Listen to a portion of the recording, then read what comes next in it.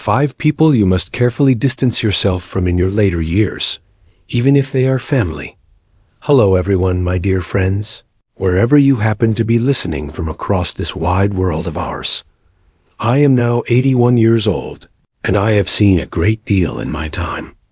I have buried dear friends who once walked beside me through thick and thin. I have laid my beloved wife to rest after many beautiful decades together. I have finally retired from a long career that demanded 40 full years of my dedication, my energy, and my focus. And I have watched entire chapters of life, whole decades filled with memories, vanish quietly like smoke, drifting through an open window on a gentle breeze. At this advanced stage of life, something profound shifts inside you. You stop pretending about the realities of existence. You no longer feel the need to dress up pain in fancy, pretty words or hide behind polite masks. You finally speak with raw honesty because time no longer stretches out endlessly before you, like it once seemed to do in your younger days. The days feel more precious, the moments more fleeting, and the need for genuine peace becomes clearer with every sunrise. And that is precisely why, on this evening, I want to share something deeply personal with you. I want to talk openly about 5 kinds of people you truly must learn to avoid, or at least create healthy distance from in your old age. Yes, even when those people are family members you have known and loved your entire life. Even when walking away or setting firm boundaries causes you deep emotional pain at first. Because once you reach a certain age, your inner peace becomes far more valuable than any fleeting approval or temporary harmony. There are individuals who can quietly drain your peace without ever raising their voice or causing obvious drama. In my long experience, the most challenging aspect is that many of these people do not appear harmful when you first encounter them. Some present themselves wrapped in what looks like love and affection. Others resemble the comforting bonds of family duty. Still others come disguised as obligations you feel you must fulfill. But as the years pass, the patterns slowly reveal themselves, like shadows lengthening at dusk. So tonight, I will walk you through these 5 types of people that I personally had to create distance from in my own life. I will not speak in vague theories or abstract ideas. Instead, I will share them in the exact order I learned these difficult lessons through real, sometimes painful consequences in my own journey. I will begin with the very first one I had to confront, even though it took me the longest time to fully accept and understand what was truly happening right in front of me. The first type, the manipulator. The first person I had to face was someone I now clearly recognize as a master manipulator. I did not see it early on, because true manipulation rarely arrives with loud warnings or obvious red flags. Instead, it sneaks in gently, wrapped in urgency, heavy emotion, and a strong sense of responsibility that makes you feel needed and important.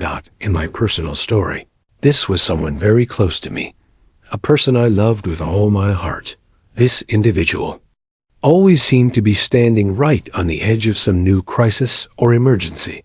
Every phone call brought with it a wave of pressure and expectation.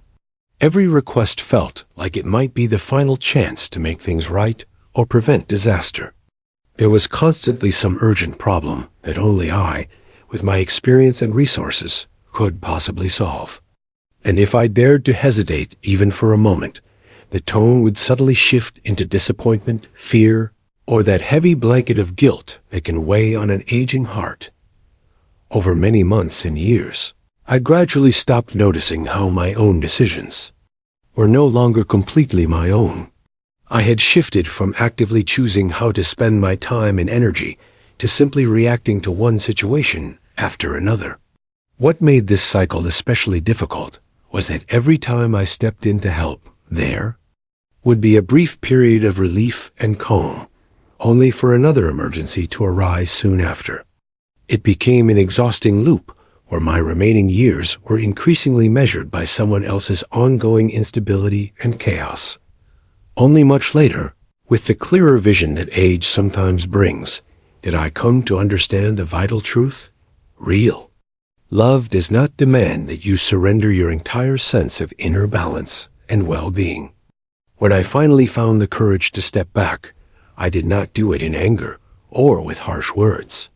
I simply stopped responding with immediate rescue every single time. I learned to pause thoughtfully, to say no clearly and kindly without launching into long, exhausting explanations. And strangely enough, that small space I created changed everything. Not immediately, of course, but gradually over time, the constant pressure began to lift. I started breathing more freely again, sleeping better at night, and rediscovering the quiet joys that had been slipping away from me. The second type. The self-absorbed narcissist now. The second kind of person I had to understand and distance myself from appeared in a very different form after I had already spent years navigating emotional pressures. This is what I call the self-absorbed narcissist. This type of individual does not always ask for direct help or favors, but they also never truly see you or value your inner world. Every conversation with them inevitably circles back to their own experiences, their own feelings, their own stories. At the beginning, I did not mind it much. I told myself it was simply their personality, nothing more serious. But as time went on, I began to notice a quiet, slow erosion happening deep inside my spirit. I would try to share something meaningful from my life, only for it to be quickly turned around, redirected, or completely overshadowed by yet another chapter from their ongoing narration of life. Even my own milestones and quiet achievements became mere background noise to their constant focus on themselves. I remember one particular afternoon spent with someone very dear to me. Halfway through our conversation, it suddenly struck me that I had not been asked one single genuine question about my own thoughts, feelings, or experiences in what felt like a very long time. That quiet realization stayed with me for weeks. It was not a loud or dramatic moment, but it was crystal clear. I was slowly disappearing inside my own relationships.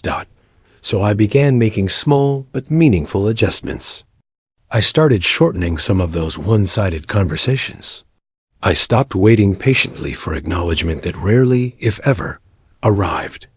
And I began gently reclaiming my own space in dialogues, not in an aggressive way, but with quiet firmness.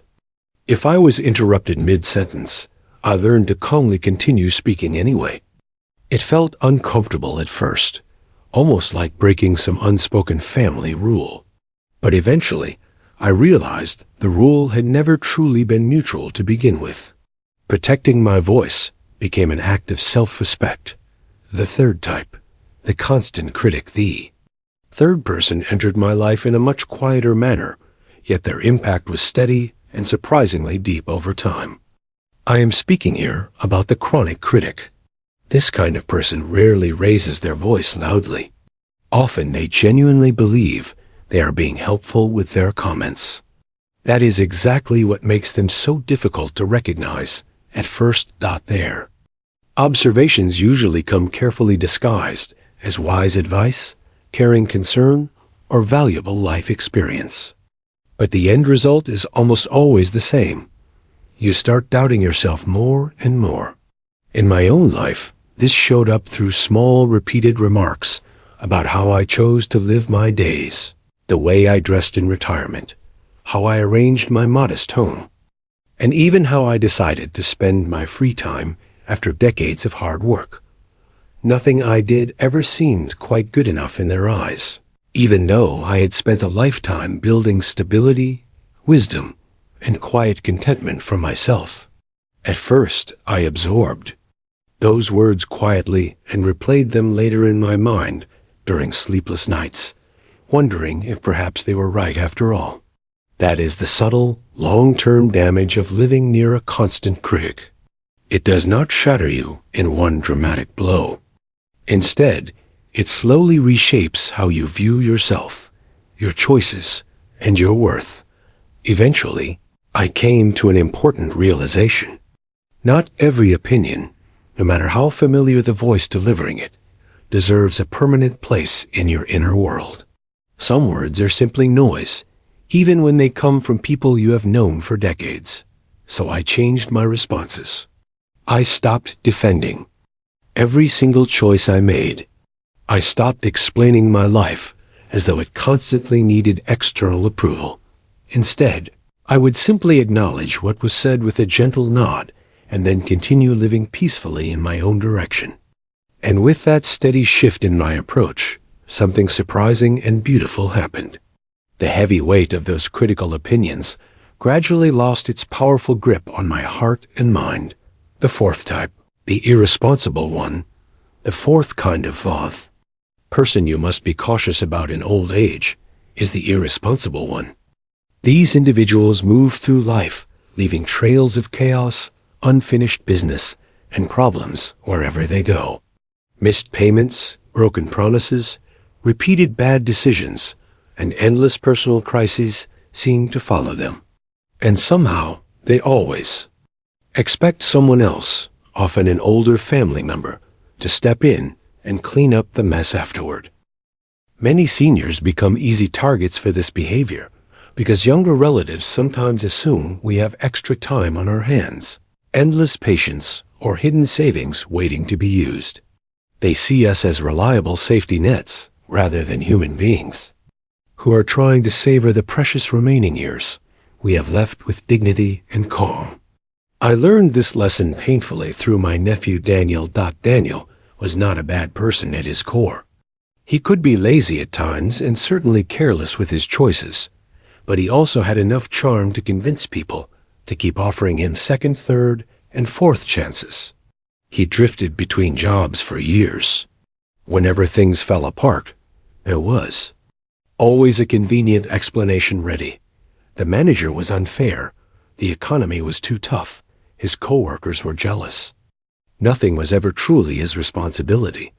Then one cold winter, he asked if he could stay with me for a short while. That dangerous word, temporary, has trapped so many older people over the years. At first, it seemed harmless enough. He promised to help around the house, find steady work, save some money, and move out within a month or two. But weeks stretched into months. Dirty dishes piled higher in the sink. Household bills increased noticeably. My once peaceful daily routines completely disappeared. I began waking up each morning, already feeling irritated in my own home. One afternoon, after returning from an important doctor's appointment where I had been worrying about my blood pressure and possible changes to my heart medication, I found him asleep on the couch in the middle of the day, surrounded by empty beer bottles. In that moment, a deep realization shook me to my core. Why was I spending the final, precious chapter of my life carrying a grown man who refused to carry himself? That truth hurt, because my generation was taught the value of endurance and family loyalty. We were raised to help no matter what, to sacrifice quietly, and to keep giving even when we were exhausted. But there is a profound difference between offering genuine help during true hardship and enabling a never-ending pattern of avoidance. So I sat Daniel down one calm evening and explained honestly that he needed to make arrangements to leave within 30 days. There was no yelling or cruelty, just clear honesty. He seemed shocked, hurt, and even offended. But deep down, I knew I had already waited far too long. After he finally moved out, my home felt like my own sanctuary once again. The peaceful silence returned. My health improved noticeably because, as many of us discover, stress weighs much more heavily on older bodies than most people understand. The fifth type, the ungrateful person, and finally, we come to the fifth and last kind of person you must protect yourself from in old age, the chronically ungrateful person. This one might seem smaller compared to manipulation or constant criticism, but I truly believe that ongoing ingratitude can wound the human heart in deep and lasting ways over time. When you have spent decades giving sincerely from your heart, only to have your kindness constantly treated as something expected and ordinary, you eventually start feeling emotionally invisible and unappreciated. Ungrateful people rarely offer meaningful thanks. Nothing ever feels sufficient for them. If you give your time, they focus only on what you did not provide. If you offer help, they complain about the manner in which it was done. If you make real sacrifices, they act as though you were simply fulfilling a basic obligation. After enough years surrounded by such attitudes, even your natural generosity can slowly transform into quiet resentment. I remember a woman named Eleanor from my old church group. Every Christmas season, I would happily drive several seniors around town to enjoy the beautiful holiday lights. Because many of them could no longer drive safely after dark, I genuinely enjoyed these outings. Seeing their faces light up with childlike wonder brought real happiness to my own heart. But Eleanor criticized nearly every detail. It was too cold, too crowded, too slow, the wrong neighborhood, or the restaurant afterward was not quite right. One year, I spent almost 6 full hours carefully organizing a special dinner for the group. The only comment she offered afterward was that the mashed potatoes tasted dry. I drove home that night feeling strangely empty inside, not furious, but deeply tired. Somewhere along that quiet drive, I understood a powerful truth. Gratitude is like emotional oxygen for the soul. Human beings need sincere appreciation in the same way that plants need warm sunlight, and this need becomes even stronger as we grow older. Many seniors already feel somewhat discarded or overlooked by a fast-moving society. A simple, heartfelt thank you can warm an aging heart more than most people ever realize. After that experience, I stopped overextending myself for those who treated kindness so casually. Instead, I chose to invest my limited energy into relationships where care, respect, and appreciation flowed in both directions. And my life became noticeably lighter, freer, and more joyful because of it. Final reflections on protecting your peace. You know, when we are young and full of energy, we often believe that life is primarily about big achievements, building successful careers, raising families, paying off mortgages, and chasing ambitious goals. But when you reach old age, your entire definition of a truly good life transforms completely. Peace becomes your greatest form of wealth. Calm, unhurried mornings feel like true luxury. A stress-free afternoon spent doing nothing special becomes more precious than impressing anyone. The people surrounding you matter more than almost anything else because they will either help protect your remaining spirit or slowly drain it away without you even noticing at first. I do not carry hatred in my heart for any of the people I have described tonight. Truly, I do not. Some of them were probably carrying their own deep wounds and struggles that I never fully understood. But age eventually teaches you this important wisdom. Compassion and love do not require giving people unlimited access to your peace and energy. You can continue to love someone from a healthy distance while still firmly protecting yourself from the damage they unintentionally or sometimes intentionally cause. That particular lesson took me nearly 80 years to fully learn and accept. So if there is someone in your life right now who consistently leaves you feeling anxious, exhausted, guilty, invisible, or emotionally diminished, please do not ignore those important feelings any longer. At our age, inner peace is not merely a luxury. It has become absolutely necessary for our well-being. Protect your remaining years with care. Protect your heart with wisdom. Protect those quiet little joys that still make each day beautiful and worth living. And if nobody has reminded you of this lately, let this old man say it to you clearly now. You are still completely allowed to choose yourself. You deserve that. Gentleness and respect. Thank you, my friends, for spending this time with me today. I truly hope these words have brought you a little comfort, perhaps even some much-needed clarity for your own journey. Take very good care of yourself. Cherish your peace, and I genuinely look forward to speaking with you again very soon. God bless you all.